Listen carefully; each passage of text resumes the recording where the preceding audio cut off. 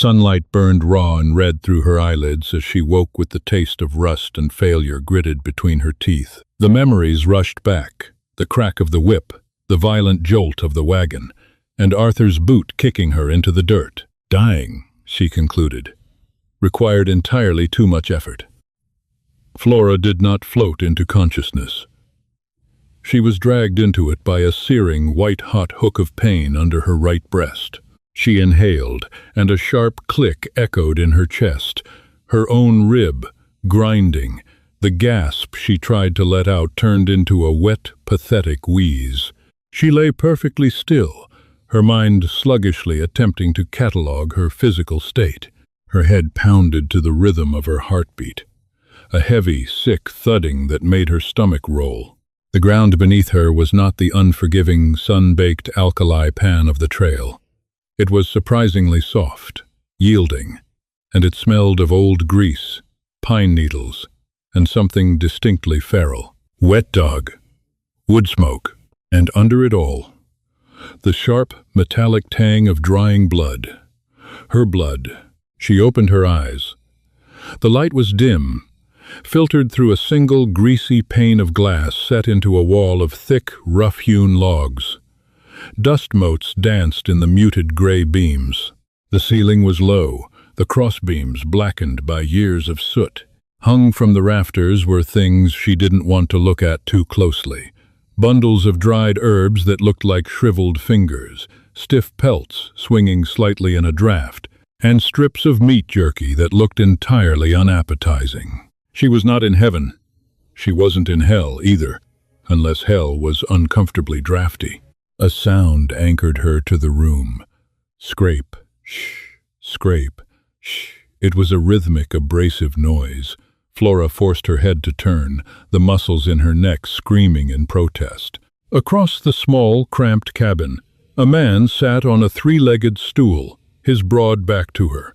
He was massive, not tall in a lanky, elegant way, but built like a boulder, thick and immovable. He wore a canvas shirt stained with dark, irregular patches, stretched tight across shoulders that rose and fell with the exertion of his task. He was hunched over a heavy wooden table, dragging a wicked-looking draw knife down the length of a stiff animal hide.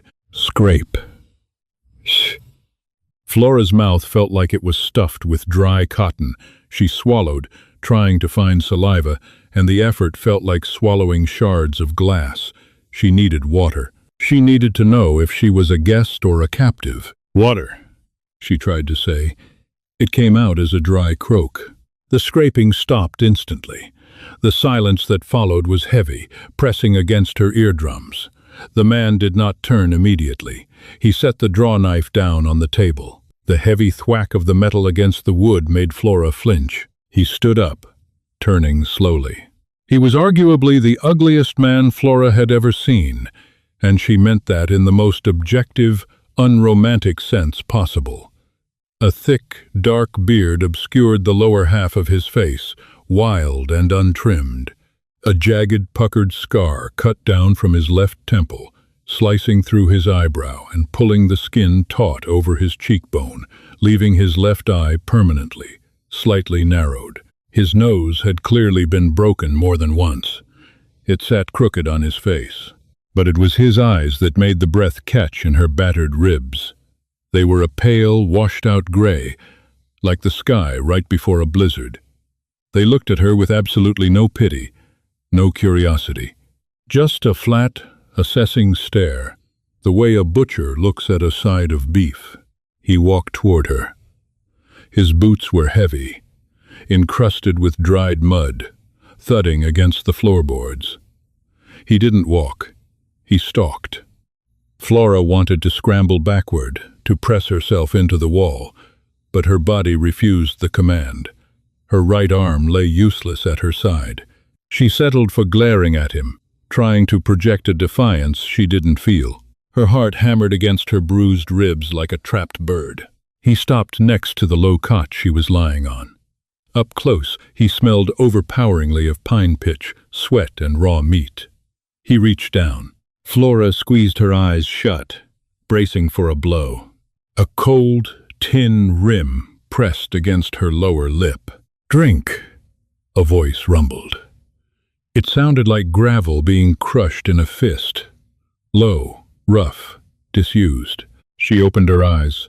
He was holding a dented tin cup. His hand was enormous, the knuckles thick and scarred. She noticed, with a detached sort of horror, that the top two joints of his pinky and ring finger on that hand were simply gone. Smooth, shiny nubs of flesh remained. She parted her cracked lips and let the water flow in. It was tepid, tasting faintly of iron and smoke, but it was the best thing she had ever consumed. She drank too fast, choked, and coughed. Searing agony tore through her chest. She curled inward, crying out, tears leaking from the corners of her eyes despite her best efforts to hold them back. The man didn't flinch. He didn't pat her back or offer soothing words. He just waited, the cup held steady, until she stopped coughing. "Ribs are busted," he stated. It wasn't a question. 4 of them. Collarbones cracked. Head took a beating. "You've been out for 2 days." 2 days. The memory rushed back, sickening and vivid. The high desert pass. The sudden echo of rifle fire bouncing off the canyon walls. The screams. Arthur, her respectable, well-to-do fiancé, looking at her with wide, terrified eyes as the lead horse went down. She remembered reaching for his hand, asking what they should do. Instead of answering, he had shoved her, a hard, frantic shove, squarely in her chest. She tumbled backward over the buckboard, hitting the churning wheel, then the hard-packed earth. The last thing she saw before the dust swallowed her was Arthur frantically cutting the remaining horse free, leaving the wagon and her behind. A ragged, ugly sound clawed its way out of Flora's throat. It was half sob, half laugh. "Don't do that," the man said, pulling the cup away. "You'll puncture a lung." "Who?" She started, her voice raspy. "Who are you?" He looked at her, his pale eyes unreadable. "Name's Harlan." The name didn't mean anything to her, just a harsh syllable in a harsh room. "Where am I?" "My cabin. Bitterroots. Found you 3 miles off the main trail. Coyotes were already circling." He set the cup down on a nearby crate. "You should be dead." "I'm aware," Flora spat, a sudden venomous anger cutting through the pain. She was angry at Arthur, angry at the coyotes, angry at the throbbing in her skull, and irrationally angry at this giant of a man for stating the obvious. "I apologize for disappointing you."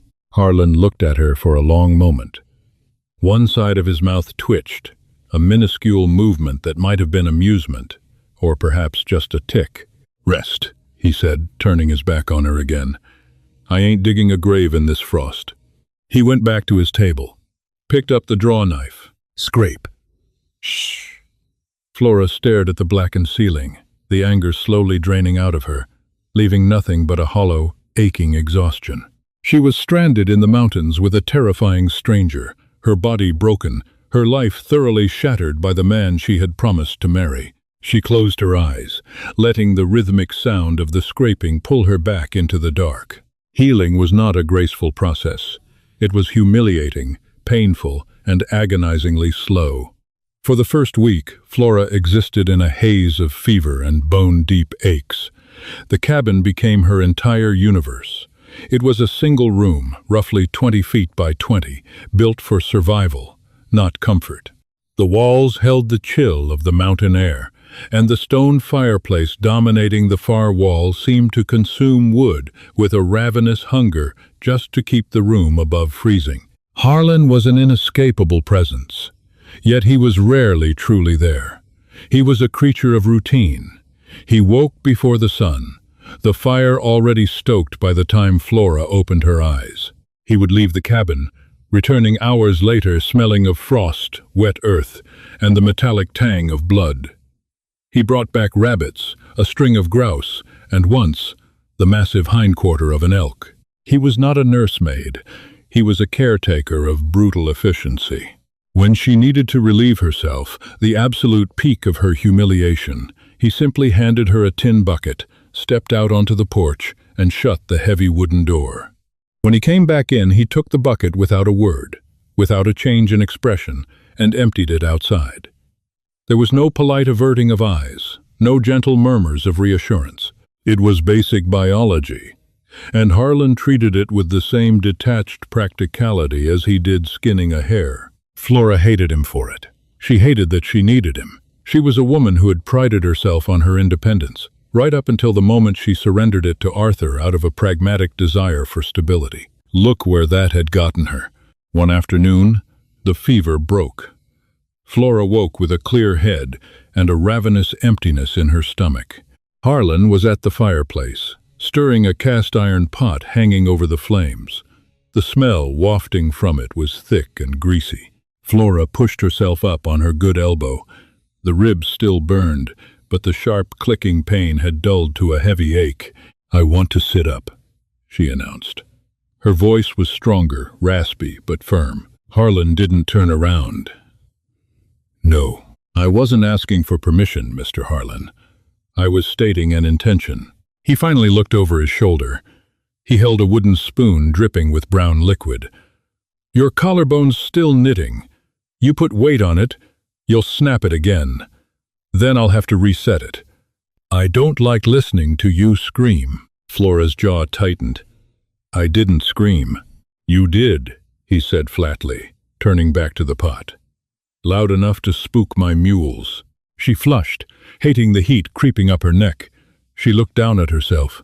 She was wearing a rough-spun wool shirt that belonged to him, reaching halfway down her thighs. Her own clothes, the ruined traveling dress, were nowhere to be seen. "Where are my clothes?" "Burned 'em. Covered in blood and trail dust. Weren't worth salvaging." "They were silk blend," she retorted, a petty annoyance flaring. "They were kindling," he countered. He ladled a portion of the stew into a wooden bowl and walked over. He handed it to her. Flora took it with her left hand, her right arm still bound tightly across her chest with strips of clean white linen. She looked at the bowl. It was chunks of dark meat, swimming in a thick, fatty broth. "What is it?" "Elk. And wild onions. Eat." She took a sip from the rim. It was incredibly rich, coating the roof of her mouth with a layer of grease. It tasted wild and gamey, utterly devoid of salt or spice. It was the best thing she had ever tasted. She drank ravenously, heedless of the grease smearing her chin. Harlan sat on his stool, watching her eat. It was unnerving. He didn't stare with polite interest. He watched her the way a predator watches its environment, taking in every detail, assessing. "You never asked my name," Flora said, pausing to wipe her mouth with the back of her hand. "Didn't need it to set a bone." "It's Flora. Flora Hastings." He gave a single court node. "Harlan Miller." Flora stopped chewing.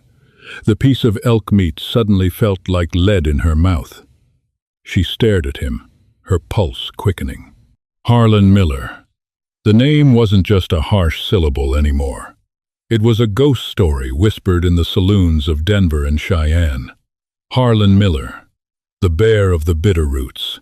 The man who, rumor had it, had single-handedly slaughtered a posse of 6 marshals who had come looking for him a decade ago.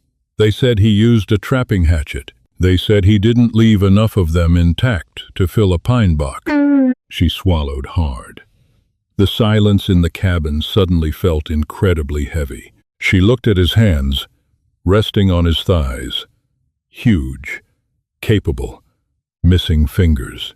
She looked at his face, the brutal scar, the flat, dead eyes. A normal woman, a heroic woman from a penny dreadful, would have screamed. She would have thrown the bowl and tried to crawl out the door, broken ribs be damned. Flora just looked down at her half-empty bowl. "Well," she said, her voice surprisingly steady, though it sounded incredibly loud in the quiet room. "Arthur left me for the buzzards. At least the hatchet murderer boils my water." Harlan's head snapped up. For the first time, a genuine reaction cracked the stone of his face. His eyes widened slightly, and a short, harsh bark of sound escaped his throat. It took Flora a second to realize it was a laugh. It was a rusty, unused sound. "Hatchet murderer," he repeated, shaking his head slowly. "That's what they're calling it down in the valleys now?" "Among other things," Flora said, taking another sip of the broth, forcing herself to appear calm. Her hands were trembling slightly. "And Arthur?" Harlan asked, his voice dropping back to its normal, gravelly register. "He the one who put you off the wagon?" "He told me he loved me," Flora said, staring at the grease congealing on the edge of the bowl. And then, when the Apache raiding party appeared on the ridge, he decided the wagon was too heavy. "I was the heaviest thing not bolted down." She looked up, meeting his pale eyes. He didn't even look back. Harlan didn't offer a platitude. He didn't tell her it would be all right, or that Arthur was a coward. He simply looked at her, his gaze heavy and assessing. "World's full of cowards, Flora Hastings," he said quietly. "Takes one to know one." He stood up, took her empty bowl, and walked away. Flora sat there, the heat of the elk stew sitting heavy in her stomach, wondering if she had just traded a coward for a monster, and finding, to her utter dismay, that she preferred the monster's company. By the third week, the weather turned. It didn't ease into winter. It slammed the door shut on autumn with violent finality. Flora woke one morning to a biting chill in the cabin and a strange, muffled silence from outside. The window pane was entirely white. She carefully swung her legs over the side of the cot. She could walk now, though slowly and with a pronounced limp, her ribs still aching dully with every deep breath. She wrapped a heavy wolf pelt blanket around her shoulders and hobbled to the door, pulling it open an inch. A wall of white powder cascaded inward. The snow was already 3 feet deep and falling thick, heavy flakes that looked like torn cotton.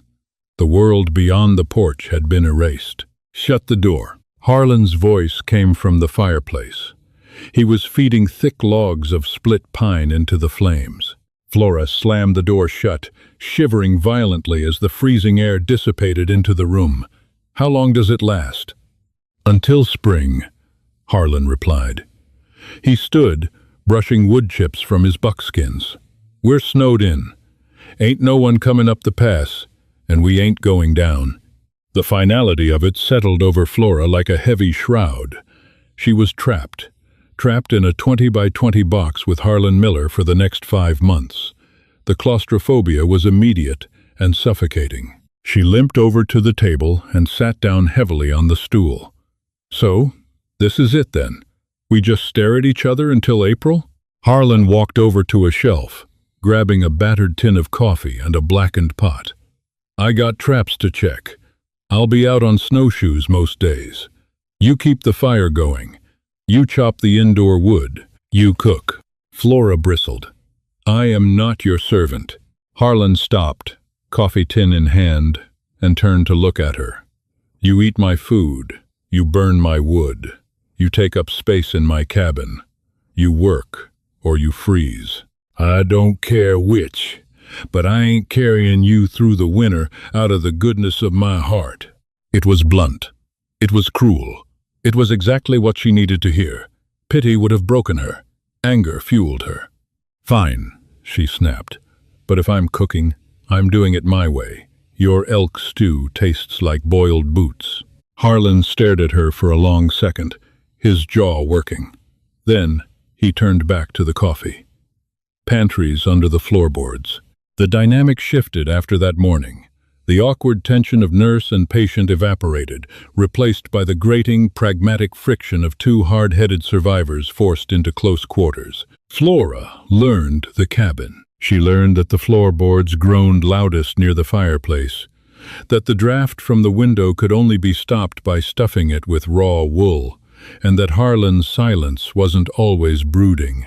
Sometimes it was just an absence of thought. She also learned the physical reality of him. He was a man composed entirely of hard edges and scars.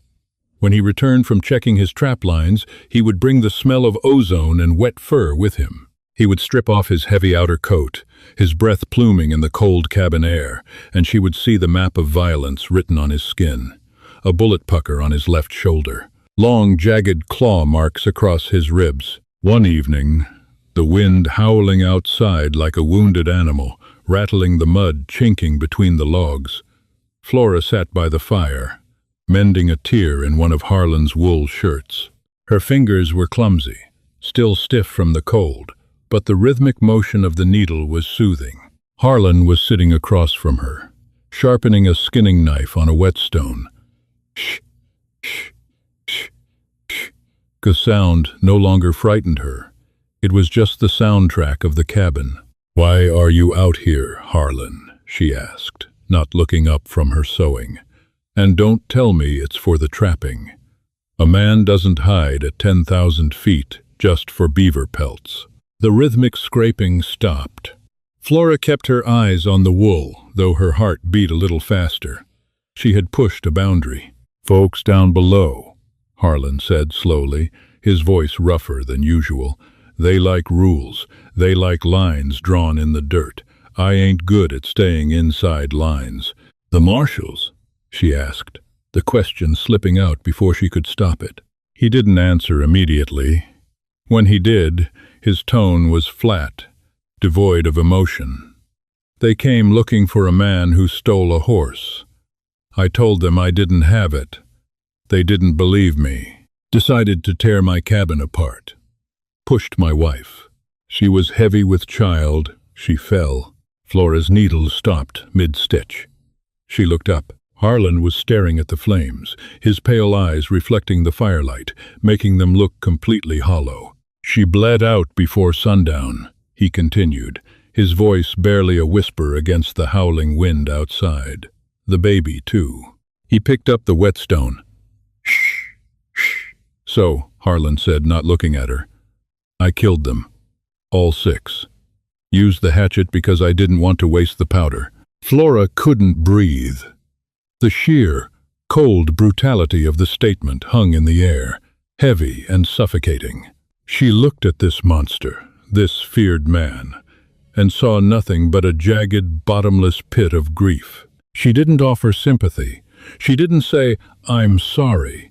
She knew instinctively that such words would be an insult. Instead, she set the sewing down. She stood up, her ribs twinging, and walked over to him. She didn't know what she was doing until she did it. She reached out, her small, pale hand hovering for a second before resting lightly on his massive, corded shoulder. Harlan went completely still. His muscles turned to iron beneath her palm. He didn't look at her, but he didn't pull away. For a long minute, they existed in that frozen tableau, the wind screaming outside, the fire crackling within, and the profound, heavy silence stretching between them. Then Harlan slowly reached up. His large, scarred hand, missing 2 fingers, closed over hers. His grip was rough, calloused, and surprisingly gentle. The heat from his skin seeped into hers, a stark contrast to the bitter cold of the room. Flora felt a strange, uncomfortable knot tighten in her stomach. It wasn't fear. It was a terrifying, fragile crack in the ice she had built around her own heart. She hated Arthur for making her weak.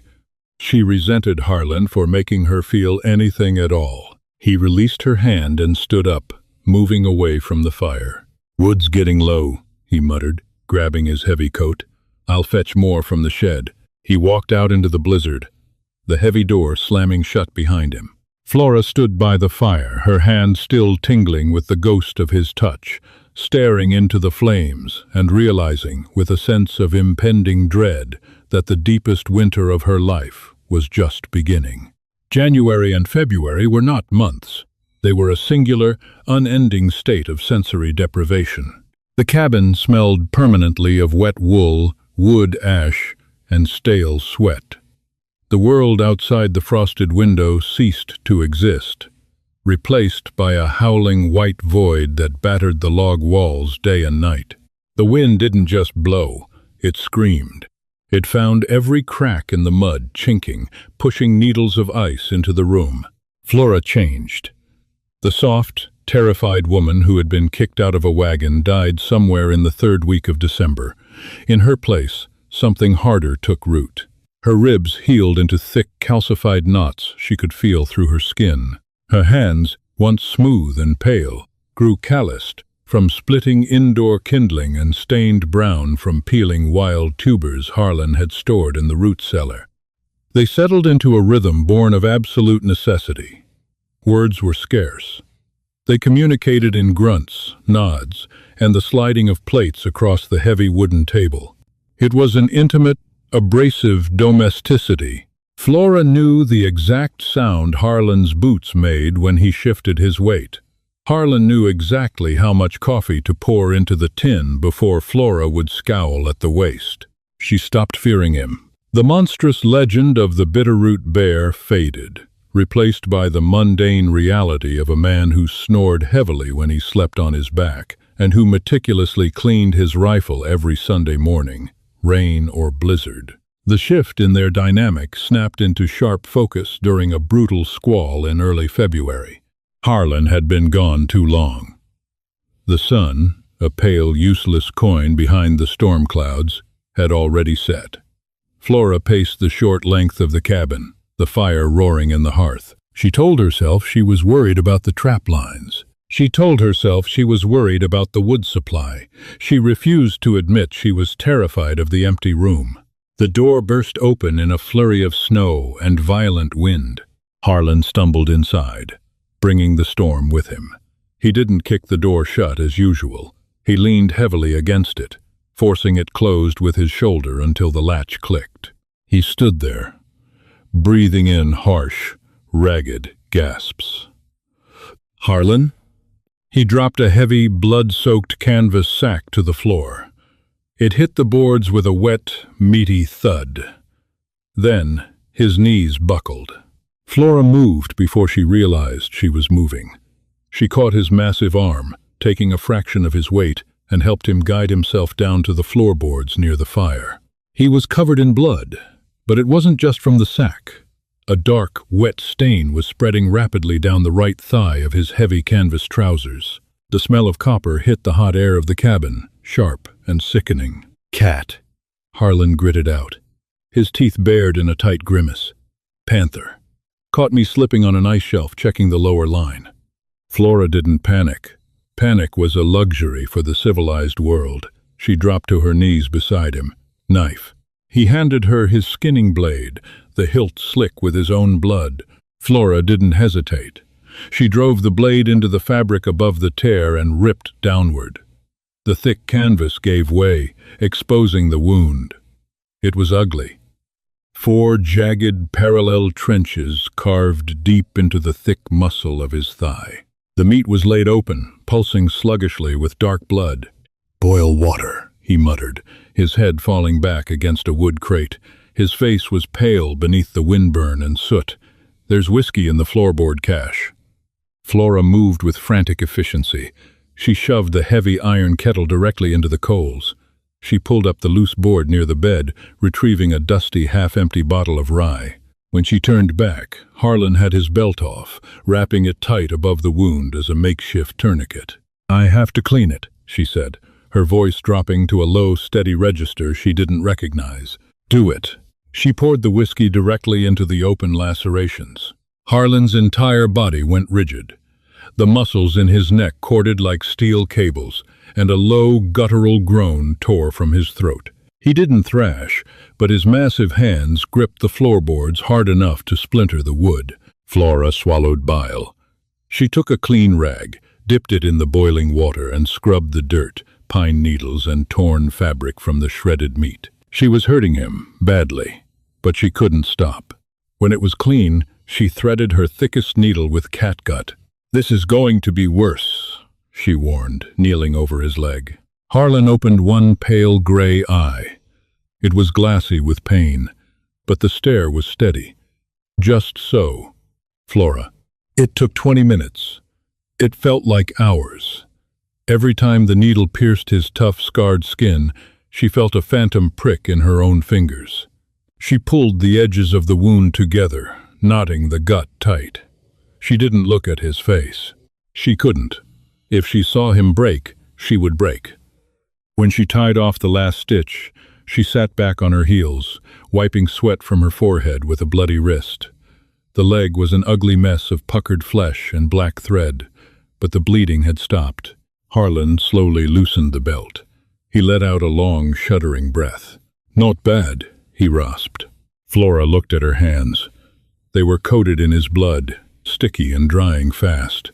The silence of the cabin rushed back in, broken only by the crackle of the fire and the wind outside. "You brought the meat back," she noted quietly, looking at the bloody sack near the door. "Winter ain't over." Harlan shifted, grimacing as the fresh stitches pulled. He looked at her, his expression unreadable in the flickering light. "You didn't run out the door. You could have. Left me to bleed, taken the snowshoes, tried for the lower valley." Flora let out a dry, humorless laugh. "And die in a snowdrift? I'm pragmatic, Harlan, not suicidal." "You're something," he muttered, closing his eyes. Flora cleaned the blood from the floorboards. She fetched him a cup of water. She sat in the chair beside him while he slept a feverish, fitful sleep, tending the fire to keep the chill away. She watched the rise and fall of his chest, realizing with a strange, cold clarity that if he died, she wouldn't just lose her protector, she would lose the only real thing left in her world. Spring in the Bitterroots did not arrive with blooming flowers and singing birds. It arrived in a violent torrent of mud, slush, and the deafening roar of snowmelt tearing down the mountain gullies. The air in the cabin grew thick and damp. The roof leaked a steady drip of freezing water into a tin bucket. But the wind stopped screaming. The heavy, claustrophobic lid of winter was finally lifting. By late April, the ground around the cabin was a churning sea of brown muck. Harlan's leg had healed into a jagged purple scar that caused him to favor his right side when the mornings were particularly cold. Flora was outside, scraping the last of the winter grime off a cast-iron skillet with a handful of wet sand. The sun was shockingly bright, warming the top of her head. She smelled pine resin bleeding from the trees, wet soil, and the sharp tang of moving water. It smelled like life. She heard the heavy squelch of hooves in the mud. She stood up, wiping her hands on her apron. Harlan was leading his 2-pack mules out from the lean-to. They were saddled. He tied them to the hitching post near the porch and walked toward her. He looked different in the sunlight. Older, perhaps. The harsh lines of his face were deeply etched. "Pass is clear," he said. His voice was flat, businesslike. Flora's stomach plummeted. It was a physical sensation, like stepping off a stair that wasn't there. Clear. Snow's melted enough on the south face. Stagecoach runs through the lower valley every Tuesday. Today is Monday. If you leave now, you can make the way station by nightfall. He walked past her, heading into the cabin. Flora stood frozen, the heavy skillet dangling from her hand. She had dreamed of this day in November. She had prayed for it in December. She had wanted hot baths, proper tea, a bed that didn't smell like cured pelts, and a world where people spoke in full sentences. But as she looked down at the mud, the thought of the lower valley made her feel completely hollow. Civilization meant men in crisp suits who shoved women out of wagons when the road got dangerous. It meant polite smiles masking cowardice. Here, the rules were brutal, but they were honest. The winter tried to kill you. The panthers tried to eat you. And the man you lived with told you exactly what he thought, even if it was just that your cooking was terrible. She walked into the cabin. Harlan was throwing items into a canvas sack. A heavy wool blanket, half a cured ham, a tin of coffee. "I packed you provisions," he said, not looking up. "Enough to get you to Denver if you stretch it. I put a small pouch of gold dust in the bottom. Should cover the stage fare and a hotel for a week." Flora placed the skillet on the table. The heavy clunk made Harlan pause. "I'm not going to Denver," she said. He tied off the sack with a quick, hard knot. "Cheyenne, then. Don't matter to me. Just point the mule east when you hit the valley floor. I'm not taking the mule, Harlan. He finally looked at her. His pale eyes were guarded, defensive walls slammed up high and thick. Don't be stupid, Flora. You survived. You healed. Now you go back to where you belong. Where I belong. Flora took a step toward him. The anger flared, hot and sudden, but it was a different anger than the one she had felt on the trail. This was the anger of being dismissed. Where is that, exactly? With Arthur? With the society matrons who will whisper about the ruined woman who spent 6 months in a cabin with a murderer? Harlan flinched. The word hung between them, ugly and raw. Yes, he said softly, his voice gravel and broken glass. With the murderer. I'm a dead man walking, Flora. Someday more marshals will come. Or a bounty hunter with a fast rifle. I ain't a life. I'm just a waiting grave. He grabbed the sack and held it out to her. Take the mule. Flora looked at the sack. Then she looked at his hands. The missing fingers. The thick scars. The hands that had boiled her water, shot her food, and let her dig a needle into his flesh without a word of complaint. She stepped closer, ignoring the sack. She reached up, her small, calloused hands resting flat against his chest. She could feel the heavy, frantic thud of his heart beneath the canvas shirt. You think you're protecting me, she said, her voice dropping to a fierce whisper. You think you're doing the noble thing by sending me away. You're not. You're just being a coward. Harlan's breath hitched. Flora. Arthur threw me off a wagon because he was afraid to die, she interrupted, her eyes locked on his. You're trying to throw me off this mountain because you're afraid to live. You're afraid I'll stay, and you're terrified I'll die like she did. He squeezed his eyes shut. The jagged scar across his face went stark white. The canvas sack dropped from his hand, hitting the floorboards with a dull thud. I can't bury another one, Flora, he whispered, the sound torn from the deepest, darkest part of his chest. I can't. Then don't let me die, she said simply. She slid her hands up his chest, wrapping her arms around his thick neck. She pulled him down. The kiss wasn't gentle, it wasn't flowery or poetic. It tasted of bitter coffee, morning sweat, and desperate, clinging survival. It was teeth clashing and lips bruising. Harlan groaned, a sound of absolute defeat and sudden, terrifying surrender. His massive arms came around her, pulling her flush against his solid frame, lifting her slightly off the floor. He held her like a drowning man holding timber too tight, almost painful, utterly essential. Flora gripped the thick hair at the nape of his neck, anchoring herself. She felt the rough scratch of his beard, the hard heat of his mouth, and the undeniable truth that she had found exactly where she was supposed to be. Not in a parlor, not in a silk dress, but here, in the mud and the blood, and the brutal, honest reality of the mountain. When he finally pulled back, he was breathing hard, resting his forehead against hers. His eyes were open, staring into hers, stripped of all defenses. The roof leaks, he muttered, his voice shaking slightly. I know, Flora said, her hand smoothing the rough canvas of his shirt. And your elk stew still tastes like boiled boots? I'll teach you to shoot the rifle. Good. Flora stepped back, picking up the fallen skillet from the table. She walked toward the hearth. Now, go unsaddle the mules. It's getting late, and someone has to figure out how to make this ham edible. Harlan stood there for a long moment, watching her. The cabin was quiet, save for the dripping water and the crackle of the fire. The ghost of the bitterroot bear was gone. In his place was just a man, standing in the spring mud, realizing the winter was finally over.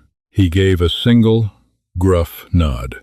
Yes, ma'am, he said softly, and turned toward the door. Hi, my name is Inslee Rowland, the owner and manager of Air Encounters.